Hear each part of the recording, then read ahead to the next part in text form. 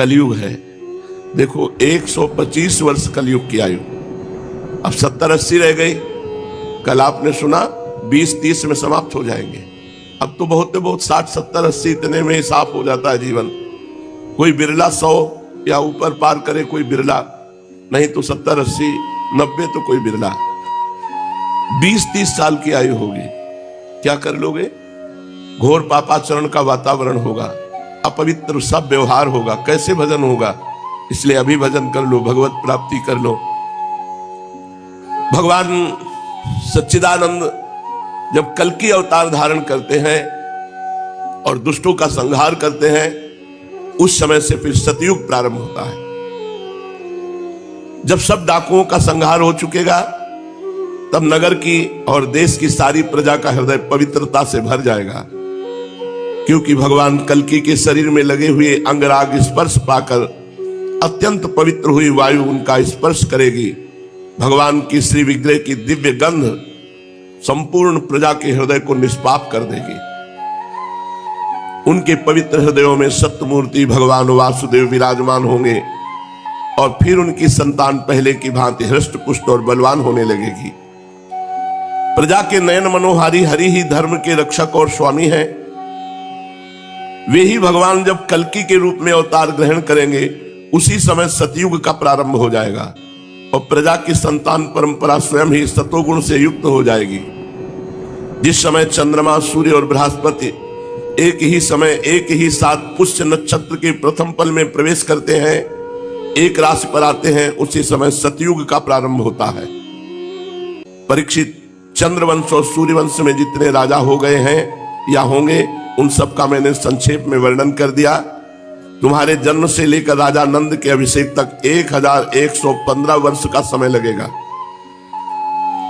जिस समय आकाश में सप्तऋषियों का उदय होता है, उस समय पहले उनमें से 2 ही तारे दिखाई पड़ते हैं। उनके बीच में दक्षिणोत्तर रेखा पर समभाग में अश्विनी आदि नक्षत्रों में से एक नक्षत्र दिखाई पड़ता है।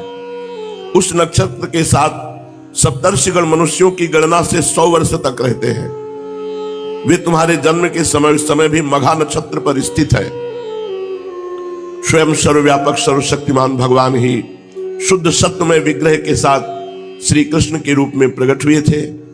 वे जिस समय अपनी लीला स्मरण करके परम धाम पधार गए, उसी समय कलयुग ने संसार में प्रवेश किया। उसी के कारण मनुष्यों की मति गति पाप की ओर ढुलक गई।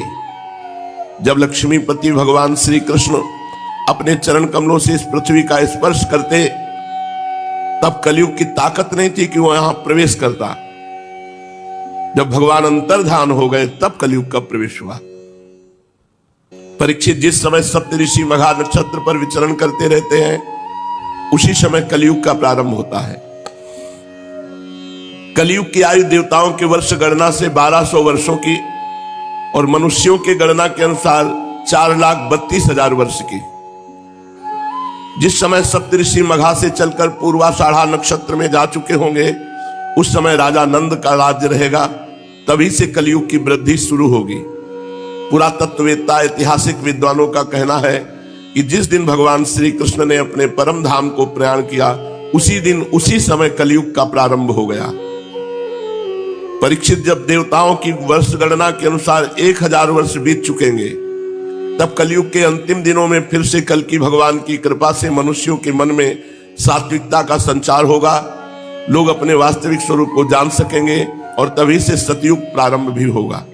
परीक्षित, मैंने तो तुमसे केवल मनुवंश का सो भी संक्षेप में वर्णन किया है। जैसे मनुवंश की गणना होती है, वैसे ही प्रत्येक युग में ब्राह्मण, वैश्य और शूद्रों की भी वंश परंपरा समझनी चाहिए। राजन, जिन पुरुषों और महात्माओं का वर्णन मैंने तुमसे किया, अब केवल नाम से ही उनकी पहचान होती है। अब वे नहीं रहे, केवल उनकी कथा रह गई। अब उनकी कीर्ति ही पृथ्वी पर जहां तहां सुनने को मिलती है। भीष्म पितामह के पिता राजा शांतनु के भाई देवापी और इक्ष्वाकुवंशी मरु इस समय कलाप ग्राम में स्थित हैं। वे बहुत बड़े योग बल से युक्त हैं। कलयुग के अंत में कल्कि भगवान की आज्ञा से फिर यहां आएंगे और पहले की भांति वर्णाश्रम धर्म का विस्तार करेंगे। सतयुग, त्रेता, द्वापर और कलयुग, ये ही 4 युग हैं। ये पूर्वोक्त क्रम के अनुसार अपने अपने समय में पृथ्वी के प्राणियों पर अपना प्रभाव दिखाते रहते हैं। परीक्षित, मैंने तुमसे जिन राजाओं का वर्णन किया है वे सब और उनके अतिरिक्त दूसरे राजा भी इस पृथ्वी को मेरी मेरी करते रहे, परंतु अंत में मरकर धूल में मिल गए। इस शरीर को भले ही कोई राजा कह ले, परंतु अंत में एक कीड़ा, विष्ठा अथवा राख के रूप में ही परिणित होगा, राख ही होकर रहेगा। इसी शरीर के या इसके संबंधियों के लिए जो भी किसी प्राणी को सताता है वह ना तो अपना स्वार्थ जानता है और ना तो परमार्थ, क्योंकि प्राणियों को सताना तो नरक का द्वार है। वे लोग यही सोचा करते कि मेरे दादा परदादा इस अखंड भूमंडल का शासन करते थे, अब ये मेरे अधीन किस प्रकार रहे और मेरे बाद मेरे बेटे पोते, मेरे वंशज किस प्रकार इसका उपभोग करें। वे मूर्ख इस आग, पानी और मिट्टी के शरीर को अपना आपा मान बैठते हैं और बड़े अभिमान के साथ डींग हाँकते हैं कि ये पृथ्वी मेरी है। अंत में वे शरीर और पृथ्वी दोनों को छोड़कर स्वयं ही अदृश्य हो जाते हैं। प्रिय परीक्षित, जो नरपति बड़े उत्साह और बल पौरुष से इस पृथ्वी के उपभोग में लगे रहे, उन सबको काल ने अपने विकराल गाल में धर दबाया। अब केवल इतिहास में उनकी कहानी ही शेष रह गई है। श्री सुखदेव जी कहते हैं, परीक्षित, जब पृथ्वी देखती है कि राजा लोग मुझ पर विजय प्राप्त करने के लिए उतावले हो रहे हैं, तब वो हंसने लगती है और कहती है, कितने आश्चर्य की बात है, ये राजा लोग जो स्वयं मौत के खिलौने हैं, ये मुझे जीतना चाहते हैं। राजाओं से ये बात छिपी नहीं कि वे एक ना एक दिन मर जाएंगे, फिर भी व्यर्थ में ही मुझे जीतने की कामना करते हैं, ऐसा पृथ्वी सोचती है। सचमुच इस कामना से अंधे होने के कारण ही वे पानी के बुलबुले के समान क्षणभंगुर शरीर पर विश्वास कर बैठते हैं और धोखा खाते हैं। वे सोचते हैं कि हम पहले मन के सहित अपने पांचों इंद्रियों पर विजय प्राप्त करेंगे, अपने भीतरी शत्रुओं को वश में करेंगे, क्योंकि इनके जीते बिना बाहरी शत्रुओं को जीतना कठिन है। उसके बाद अपने शत्रु के मंत्रियों, आमात्यों, नागरिकों, नेताओं और समस्त सेना को भी वश में कर लेंगे। जो भी हमारे विजय मार्ग में कांटे बोएगा उसे हम अवश्य जीत लेंगे। इस प्रकार धीरे धीरे क्रम से सारी पृथ्वी हमारे अधीन हो जाएगी, फिर तो समुद्र ही हमारे राज्य की खाई का काम करेगा। इस प्रकार वे राजा लोग अपने मन में अनेकों आशाएं बांध लेते हैं और उन्हें यह बिल्कुल नहीं सूझती कि उनके सिर पर काल सवार है। यहीं तक नहीं, जब एक द्वीप उनके वश में हो जाता है तब वे दूसरे द्वीप पर विजय करने के लिए बड़ी शक्ति और उत्साह के साथ समुद्र यात्रा करते हैं। अपने मन को, इंद्रियों को वश में करके लोग मुक्ति प्राप्त करते हैं, परंतु ये लोग उनको वश में करके थोड़ा सा भूभाग ही प्राप्त करते हैं। इतने परिश्रम और आत्म संयम का ये कितना तुच्छ फल है। पृथ्वी कहती है कि बड़े बड़े मनु और उनके वीर पुत्र मुझे ज्यों का त्यों छोड़कर जहां से आए थे वहीं खाली हाथ लौट गए, मुझे अपने साथ न ले जा सके। अब ये मूर्ख राजा मुझे युद्ध में जीत कर वश में करना चाहते हैं। जिनके चित्त में बात दृढ़मूल हो गई कि पृथ्वी मेरी है, उन दुष्टों के राज्य में मेरे लिए पिता पुत्र और भाई भाई भी आपस में लड़ बैठते हैं।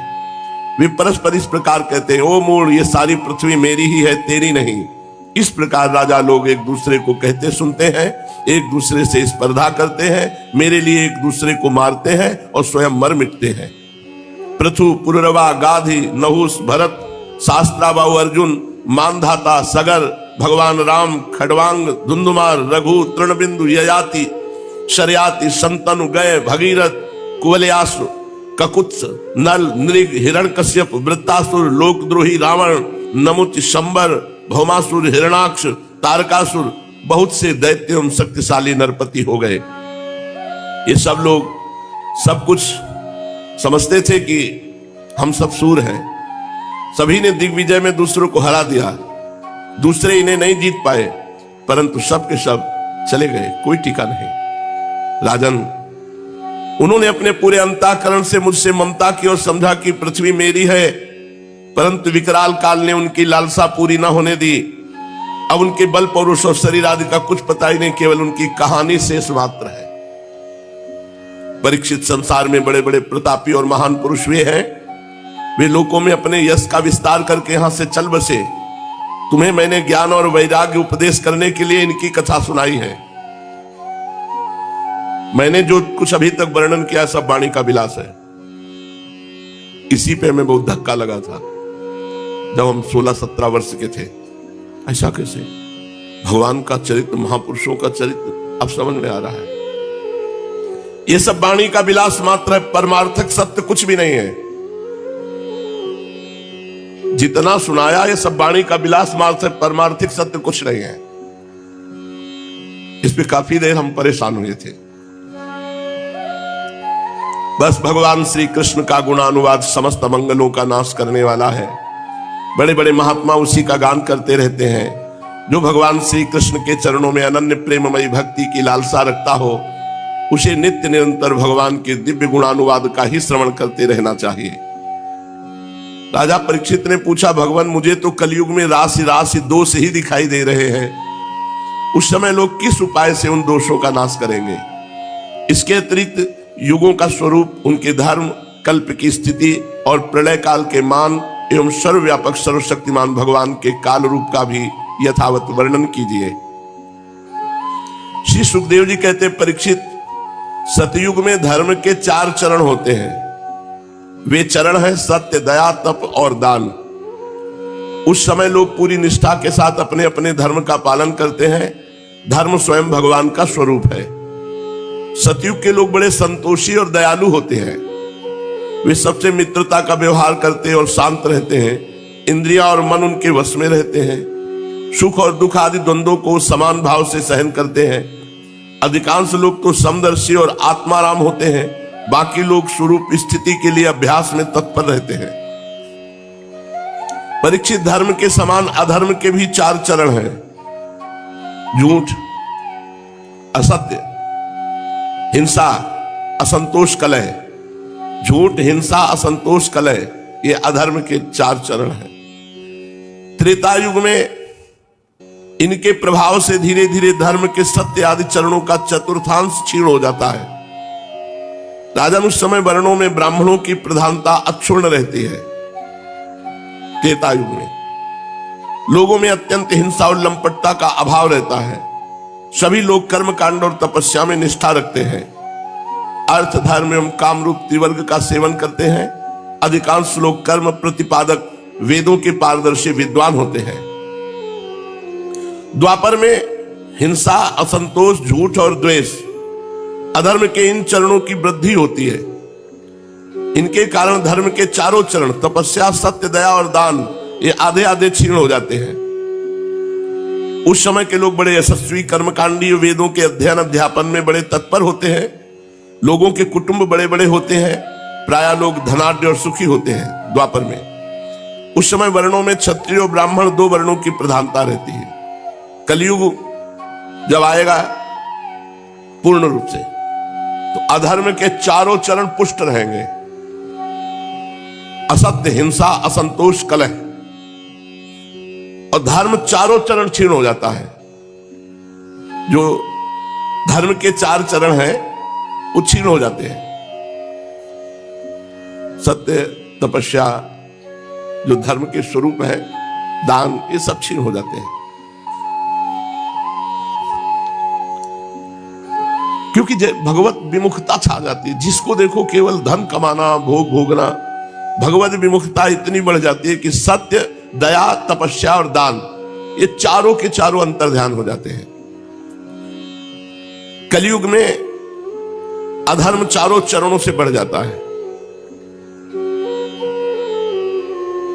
पूरा का पूरा अधर्म प्रवृत्ति। धर्म का आश्रय कोई बिरला लेगा कि धर्म कहता है ऐसे चलो, ऐसे को केवल पेट भरो, भोग भोगो, रुपया कमाओ।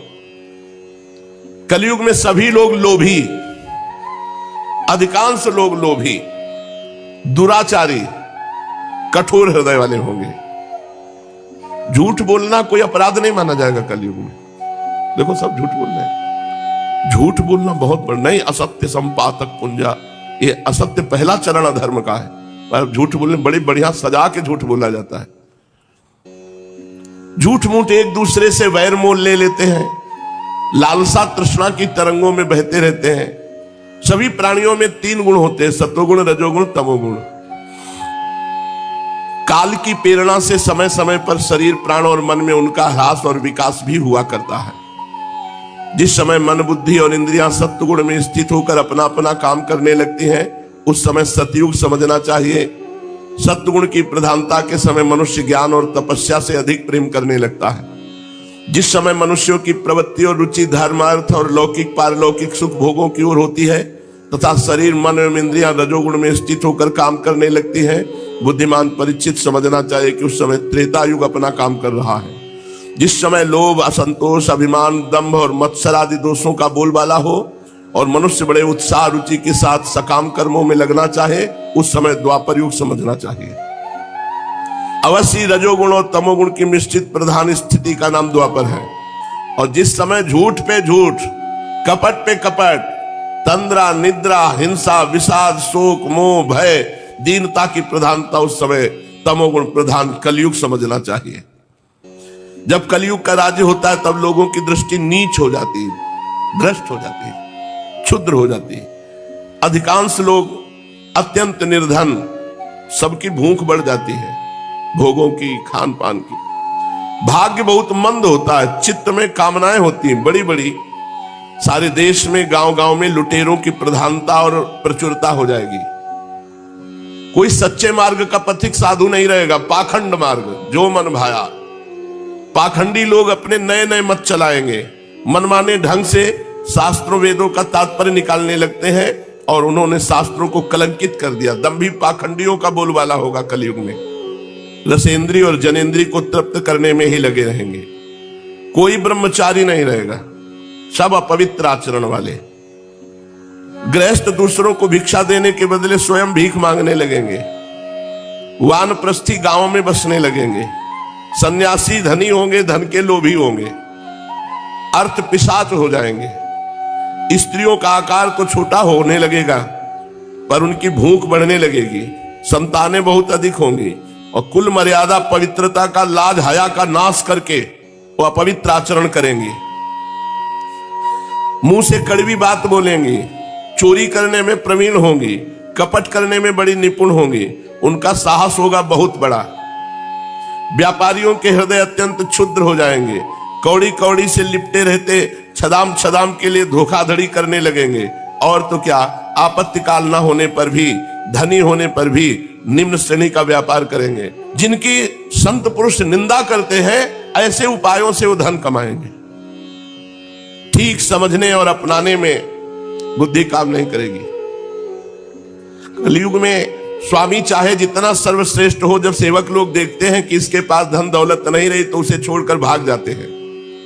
सेवक चाहे कितना ही पुराना क्यों न हो, परंतु जब उस पर विपत्ति पड़ेगी तो स्वामी उसे छोड़ देंगे। कलयुग का प्रभाव। और तो क्या, प्रिय परीक्षित, कलयुग के मनुष्य बड़े ही लंपट हो जाएंगे।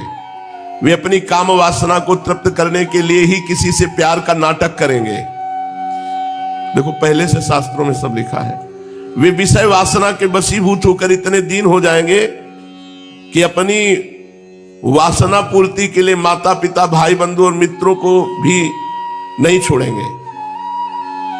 अर्थात छल कपट, न माता का सम्मान, न पिता का, न भाई, न बंधु का, इनकी आज्ञा का पालन नहीं। नारी मुई घर संपत्ति नासी, मूढ़ मुड़ाए भय सन्यासी। कोई देर थोड़ी लगता है। तो कलयुग में ऐसे नीच पुरुष तपस्वी का वेश धारण करेंगे और दान लेकर मनमानी भोजन, मनमानी पेय पदार्थ, और रत्ती भर भी धर्म का ज्ञान नहीं। धर्म का रत्ती भर भी ज्ञान नहीं।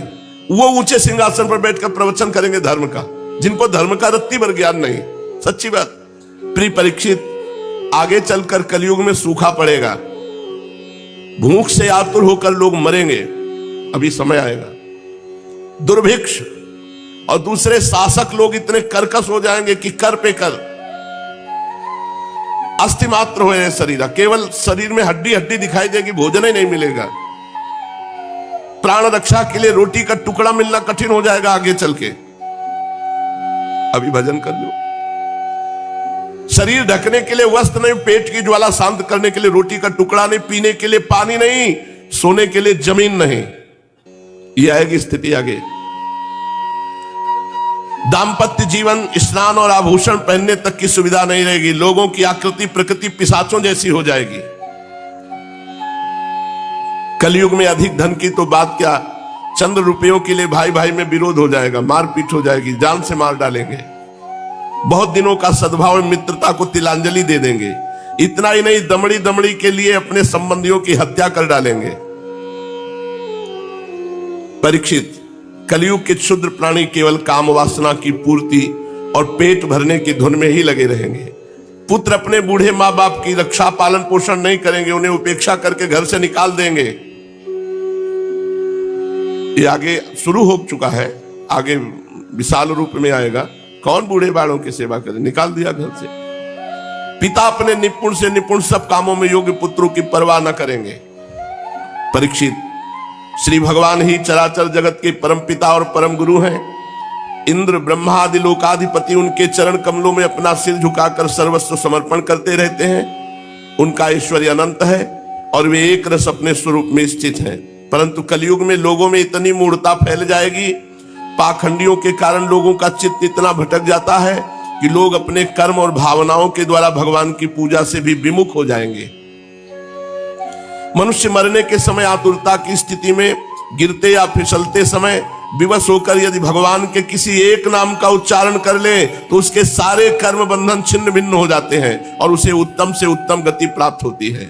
यन्नाम धेयम म्रियमाणयातुरः पतन स्खलन वा विवशो गृणन् पुमान् विमुक्त कर्मार्गल उत्तमाम गतिं प्राप्नोति अच्छन्ति नतं कलौ जनाः। पर हाय रे कलयुग भगवान का नाम नहीं लेने देगा। कलयुग से प्रभावित होकर लोग भगवान की आराधना से विमुख हो जाएंगे। परीक्षित, कलयुग के अनेकों दोष हैं।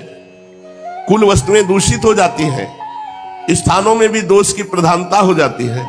सब दोषों का मूल स्रोत तो अंतःकरण ही है, परंतु जब पुरुषोत्तम भगवान हृदय में आ विराजते हैं तब उनकी सन्निधि मात्र से ही सब के सब दोष नष्ट हो जाते हैं। भगवान के रूप गुण लीला धाम और नाम के श्रवण संकीर्तन ध्यान पूजन और आदर से वे मनुष्यों के हृदय में आकर विराजमान हो जाते हैं और एक दो जन्म के पापों की तो बात ही क्या, हजारों जन्मों के पाप के ढेर भी वे क्षण भर में भस्म कर देते हैं। भगवान हृदय में कैसे आते हैं? भगवान के रूप गुण लीला धाम का गायन नाम संकीर्तन ध्यान पूजन आदर।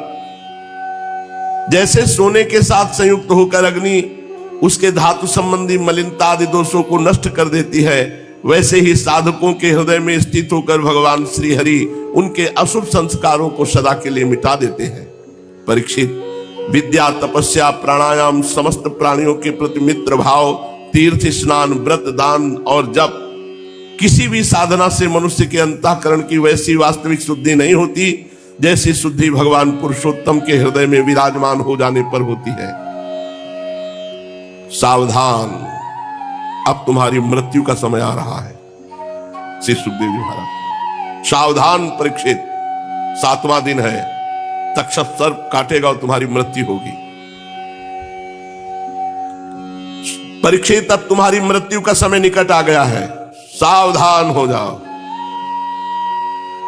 सबको सावधान हो जाना चाहिए। मृत्यु कब आएगी पता नहीं, पर आएगी और आएगी तो ले जाएगी।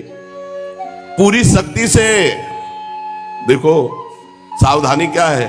पूरी शक्ति लगाकर अंतःकरण की सारी वृत्तियों से भगवान श्री कृष्ण को अपने हृदय सिंहासन पर बैठा लो।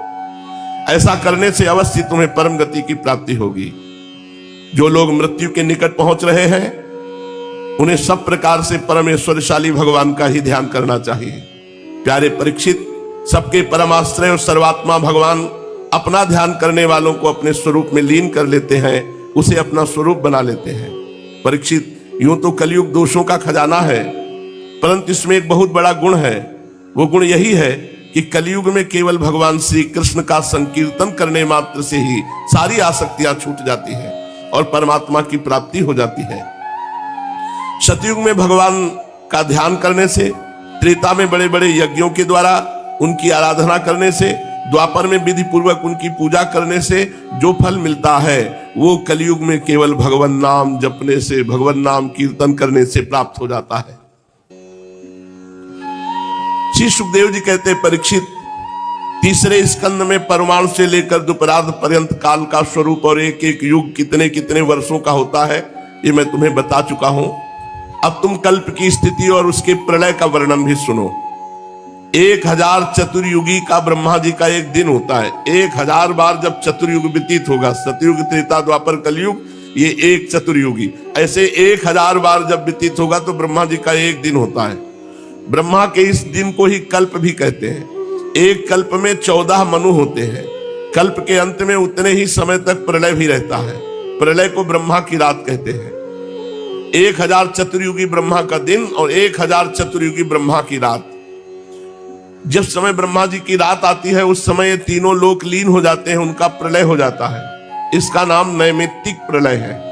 इस प्रलय के अवसर पर सारे विश्व को अपने अंदर समेटकर ब्रह्मा जी, शेष साई भगवान, नारायण ये शयन कर जाते हैं। इस प्रकार रात के बाद फिर दिन और दिन के बाद रात होते होते जब ब्रह्मा जी की अपने मान से 100 वर्ष की और मनुष्यों की दृष्टि में 2 परार्ध की आयु समाप्त हो जाती है, तब महातत्व, अहंकार और पंच तन्मात्रा ये 7 प्रकृतियां अपने मूल प्रकृति में लीन हो जाती है। राजन, इसी का नाम प्राकृतिक प्रलय है। नैमित्तिक प्रलय और प्राकृतिक प्रलय। इस प्रलय में प्रलय का कारण उपस्थित होने पर पंचभूतों के मिश्रण से बना हुआ ब्रह्मांड अपना स्थूल रूप छोड़कर कारण रूप में स्थित हो जाता है, घुल मिल जाता है। परीक्षित, प्रलय का समय आने पर 100 वर्ष तक मेघ पृथ्वी में वर्षा नहीं करते। 100 वर्ष तक बूंद पानी नहीं गिरेगा। जब प्रलय आएगा किसी को दाना अन्न नहीं मिलता खाने को, भूखों मर जाते हैं लोग, प्यास से मर जाते हैं। इतनी प्रजा भूख से पागल हो जाती है कि वो एक दूसरे के शरीरों को खाने लगती है। भूख प्यास से इतना पागल हो जाते हैं लोग कि जो मिलता है, मनुष्य, लड़का, बच्चा, सब खाना शुरू कर देते हैं। देख लो, भजन कर लो, नहीं ऐसे समय में फंसेगे तो सब तुम्हें मूली की तरह खा जाएंगे। भजन कर लो, अभी आगे आने वाला है सब समय। काल के उपद्रव से पीड़ित होकर धीरे धीरे प्रजा मरने लगती है, क्षीण हो जाती है।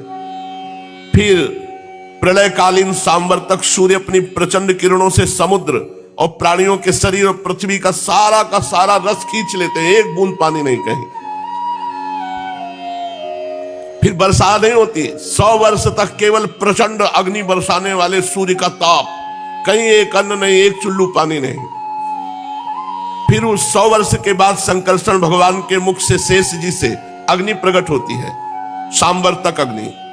वायु के वेग से वो नीचे तल, अतल आदि 7 लोकों को भस्म करती हुई, वहां के प्राणी तो पहले ही मर चुके होते हैं, नीचे से आग की करारी लपटें, ऊपर सूर्य की प्रचंड की गर्मी, ऊपर नीचे चारों ओर ब्रह्मांड जलने लगता है।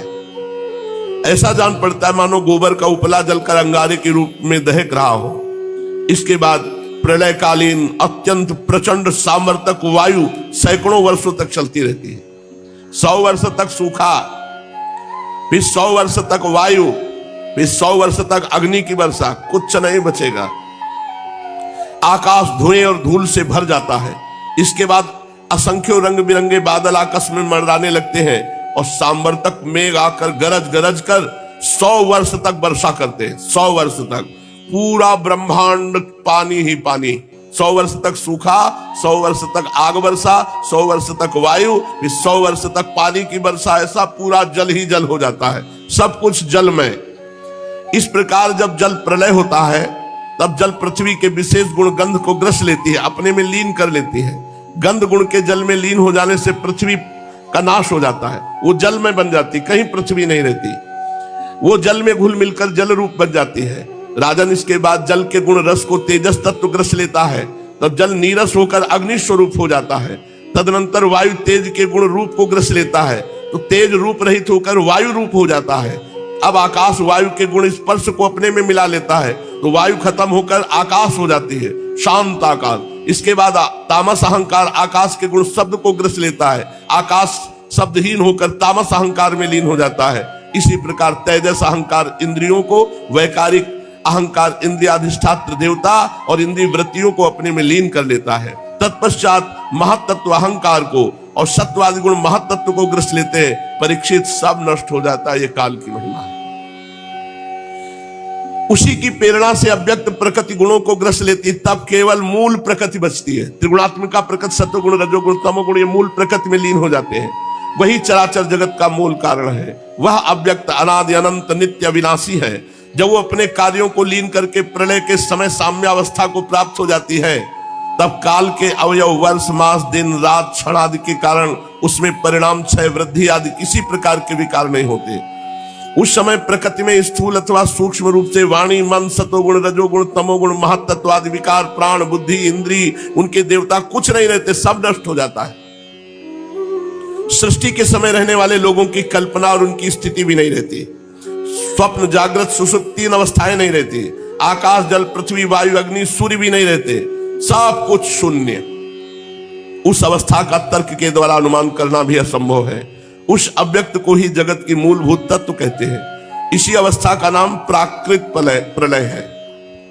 उस समय पुरुष और प्रकृति दोनों की शक्तियां काल के प्रभाव से क्षीण हो जाती हैं और विवश होकर अपने मूल स्वरूप में लीन हो जाती हैं।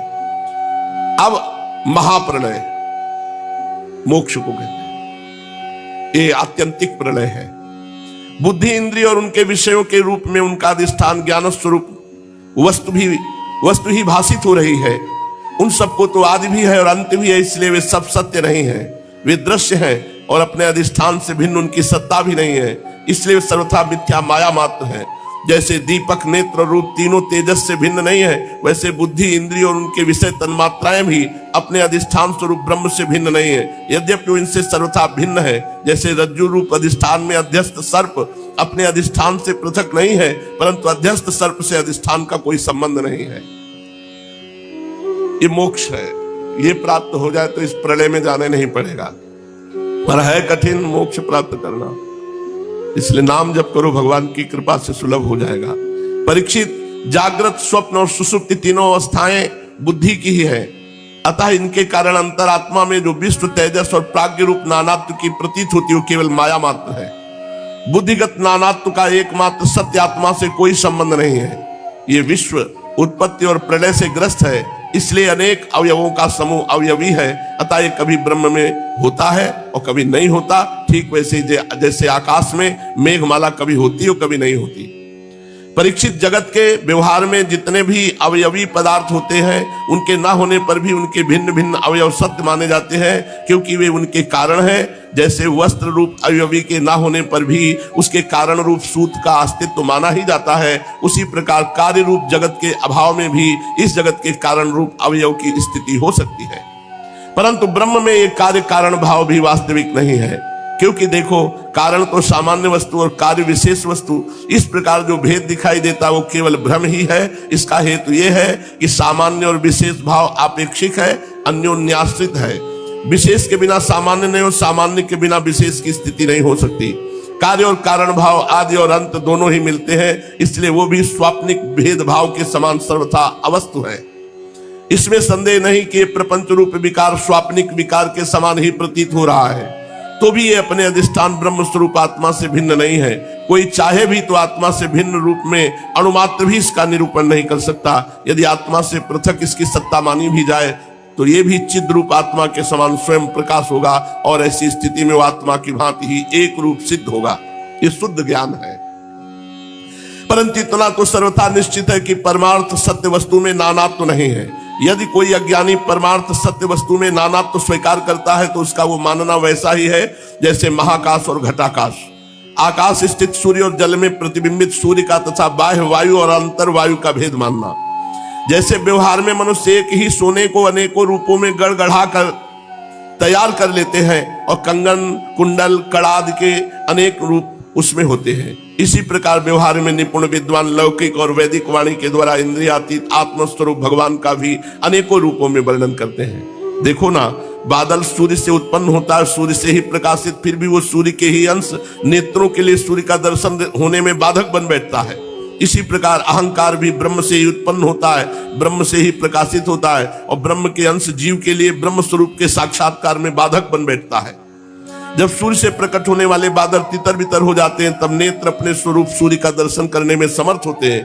ठीक वैसे ही जब जीव के हृदय में जिज्ञासा जगती है, तब आत्मा की उपाधि अहंकार नष्ट हो जाता है और उसे अपने स्वरूप का साक्षात्कार हो जाता है। प्रिय परीक्षित, जब जीव विवेक खड्ग से माया में अहंकार का बंधन काट देता है, तब वो अपने एक रसात्मक स्वरूप के साक्षात्कार में स्थित हो जाता है।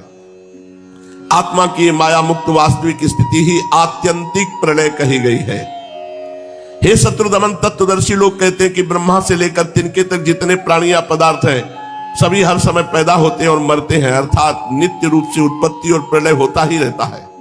संसार के परिणामी पदार्थ नदी प्रवाह और दीप शिखा आदि क्षण क्षण बदलते रहते हैं। उनकी बदलती हुई अवस्थाओं को देखकर यह निश्चय होता है कि देह आदि भी काल रूप सोते के वेग में बहते बदलते जा रहे हैं, इसलिए क्षण क्षण में उनकी उत्पत्ति और प्रलय हो रही है। जैसे आकाश में तारे हर समय चलते ही रहते हैं परंतु उनकी गति स्पष्ट रूप से नहीं दिखाई पड़ती, वैसे ही भगवान के स्वरूप भूत अनादि अनंत काल के कारण प्राणियों के प्रतिक्षण होने वाली उत्पत्ति और प्रलय का भी पता नहीं चलता। परीक्षित, मैंने तुम्हें 4 प्रकार के प्रलय का वर्णन किया। उनके नाम है नित्य प्रलय, नैमित्तिक प्रलय, प्राकृतिक प्रलय और आत्यंतिक प्रलय। वास्तव में काल की सूक्ष्म गति ऐसी ही है। हे कुरुश्रेष्ठ, विश्व विधाता भगवान नारायण ही समस्त प्राणियों और शक्तियों के आश्रय हैं। जो कुछ मैंने संक्षेप में कहा वो सब उन्हीं भगवान की लीला कथा है। भगवान की लीलाओं का पूर्ण वर्णन तो स्वयं ब्रह्मा जी भी नहीं कर सकते। जो लोग अत्यंत दुष्टर संसार सागर से पार जाना चाहते हैं अथवा जो लोग अनेकों प्रकार के दुख दावानल से दग्ध हो रहे हैं, उनके लिए पुरुषोत्तम भगवान की लीला कथा रूप रस के सेवन के अतिरिक्त और कोई साधना नहीं, कोई नौका नहीं है। ये केवल लीला रसायन का सेवन करके ही अपना मनोरथ सिद्ध कर सकते हैं। जो कुछ मैंने तुम्हें सुनाया है यही श्रीमद् भागवत पुराण है। इसे सनातन ऋषि नर नारायण ने पहले देवर्षि नारद को सुनाया। देवर्षि नारद जी ने महर्षि कृष्ण द्वैपायन व्यास देव जी को, और महाराज उन्हीं बद्री वन विहारी भगवान श्री कृष्ण द्वैपायन ने प्रसन्न होकर मुझे इस वेद तुल्य श्रीमद् भागवत संहिता का उपदेश किया। कुरुश्रेष्ठ, आगे चलकर जब शौनक आदि ऋषि नैमिषारण्य क्षेत्र में बहुत बड़ा सत्र करेंगे तब उनके प्रश्न करने पर पौराणिक वक्ता श्री सूत जी उन लोगों को इस संहिता का वर्णन सुनाएंगे। अब अंतिम उपदेश कर रहे हैं श्री सुखदेव जी। यहीं से परमहंस जी अपने स्वच्छंद गति से विचरण करके चल देते हैं। मित्रों, आशा करता हूँ कि यह धार्मिक शिक्षाप्रद कथा आप लोगों को अवश्य पसंद आई होगी। अगर आप लोगों को यह कथा पसंद आई हो तो इस कथा को लाइक करें और अधिक से अधिक लोगों को शेयर भी करें, जिससे कि वे भी इस शिक्षाप्रद उत्तम कथा को सुनकर अपने जीवन को सुखी एवं सामर्थ्य बना सकें। मित्रों, अगर अभी तक आप लोगों ने हमारे चैनल को सब्सक्राइब नहीं किया है तो तुरंत सब्सक्राइब कर लें, जिससे कि नोटिफिकेशन के माध्यम से आप लोगों को हमारे नए नए वीडियोस शिक्षाप्रद कथाएं तुरंत प्राप्त हो सके और आप उसको सुन करके अपने जीवन को सुखी बना सकें। तो कल फिर किसी नए धार्मिक कथा को लेकर के आप लोगों के समक्ष फिर से प्रस्तुत होंगे। तब तक के लिए राम राम।